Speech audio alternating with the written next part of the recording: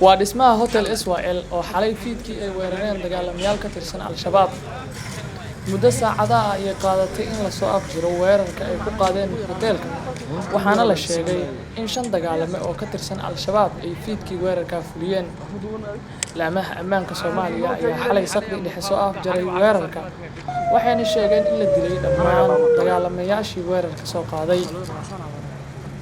Hoteelka Israel ayaa horaan loo weeraray 2 jeer, waxaana xalay uu ahaa weerar aan ku bilaaban qarax oo markii ugu horeysay Muqdisho hotel ku yaala lagu qaado.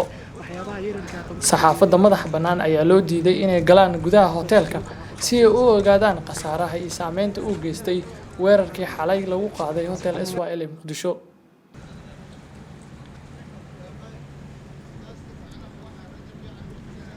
Dowladda Federaalka Soomaaliya oo ka hadashay weerarka waxay sheegtay in Al-Shabaab dhammaan dagaalamayaashoodii weerarka qaaday la dilay, sidoo kalena ciidanka ammaanku ay badbaadiyeen dad shacab ah.